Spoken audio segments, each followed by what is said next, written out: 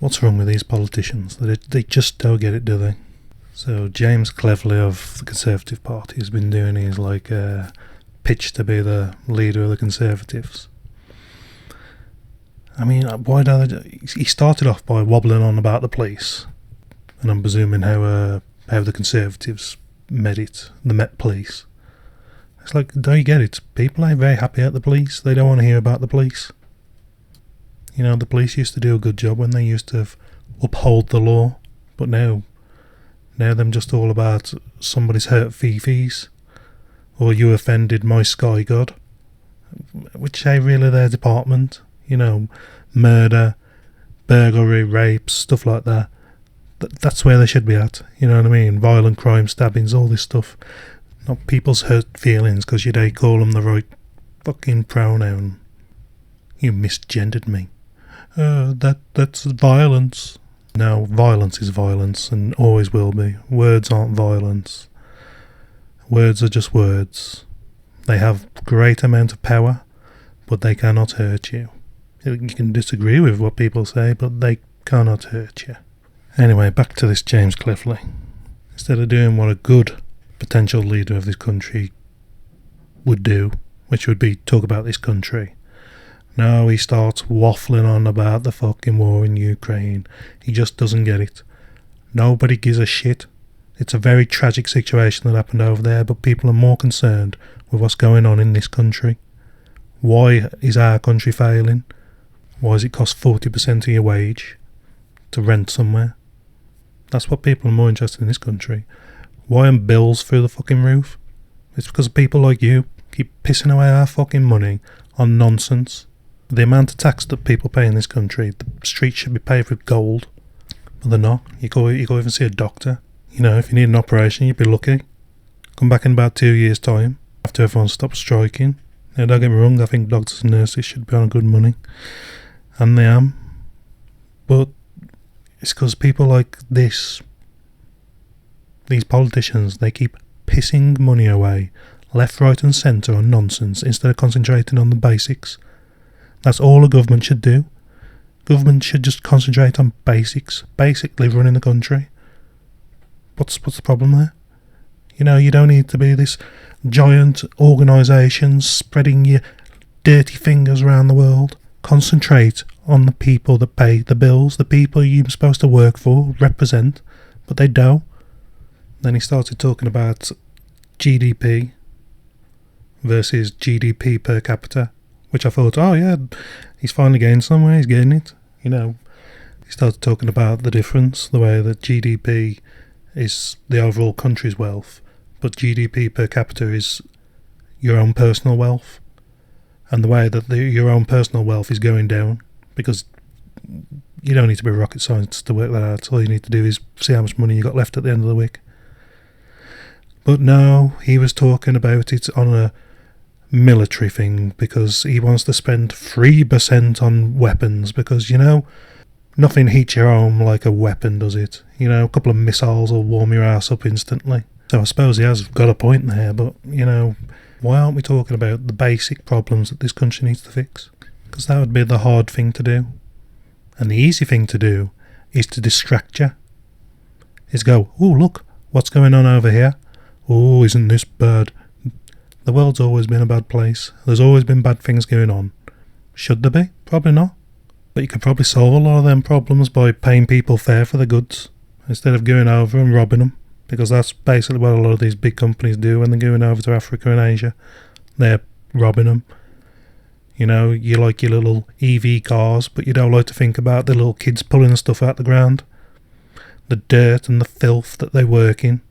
You know, because you've got to live in a clean environment, but you don't give a shit about them. And that's basically what it is with a lot of this green stuff, is that you don't want to live in filth. You don't want it around you, but you're quite happily for somebody else to live in filth and die of some horrible thing for the stuff that you need for your car, for your smartphone, for your tablet. You don't like to think about that. You don't like to think about the little kid digging away with his bare hands in the mine. And then he went on to immigration. And he brought up the Rwanda plan again. You know, never mind that we've wasted, well, I think it was like 800 £1 billion or whatever it is. Way too much money. So you can send a couple of hundred people. We got bigger problems than a couple of hundred people. A couple of hundred people turn up in a day. It's stupid. You see the thinking of these people, it blows my mind. And they wonder why people hate them. And I don't like to use hate, because I think it's a real strong word. But they're so stupid.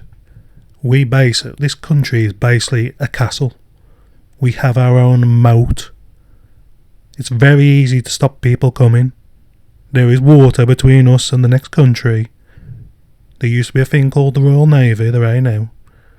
We use private border force, run by Serco, profiteering off basically slavery. That's what it is when you're transporting people from one country to another. That's basically slavery. We like to call it migration and illegal immigrants these days, but it still is what it is. It's still one of the most profitable things in the world. There is literally so many people making money out of the movement of people from their own countries. From your NGOs, from the people who own their hotels, to your human rights lawyers. They're all making money off this. How people can't look and go, this is wrong. If it was wrong how many hundreds of years ago, then it's wrong today. Just because you're transporting them in a different way, that doesn't matter. It's still the same thing. And then he started going on about economic growth and the way that kids today haven't got the same opportunities to buy houses the way that people of the past did. Well, no fucking shit. This is what happens when your price companies are out of being able to manufacture things in this country. Like the steelworks. It was cheaper for them to move their stuff abroad than it was to stay here, because people aren't willing to pay that extra couple of pence for something to be made in this country when they can get it from somewhere like China for a lot cheaper, which is stupid. Because if you really care about all these greenhouse gases and whatnot, then you'd be willing to pay that extra couple of pence to have something made in this country that doesn't need to be transported halfway around the world to get to you, and probably would be a lot better quality as well. Because you kind of argue that things made by people who don't really care, it's ain't going to be the best quality. Another place we lost a lot of jobs from is the High Street, because it's basically the same thing. People would rather pay a couple of pence cheaper, a couple of quid cheaper from Amazon. Give Bezos a few more quid in his billions, than actually go to the High Street itself. People always go, oh, that shop shut down, I love that shop. Yeah, you used to go in there, you used to look at the things you wanted, and then you go on the internet and get them for £1 cheaper. That's why them shops are there no more. That's why you go around the High Street. But at the same time, I can't blame you for wanting them a little bit cheaper. And if you can get them somewhere cheaper, you can get them here. Because people just ain't got them extra couple of quids here and there anymore. Because we've been squeezed so much by taxes that we just ain't got that little bit of spare cash anymore for this, that and the other. Which is sad, really, when you look at it and you say, well, what do we actually get for our tax money? Nothing.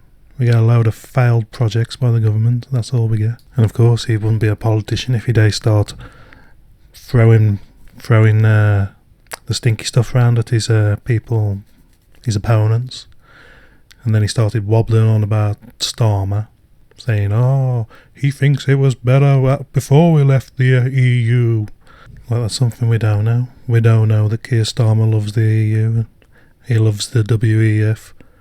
It's like, wow.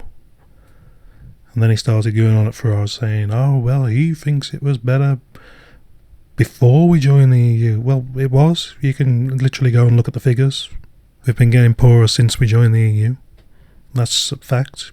Like it, don't like it, but facts and facts.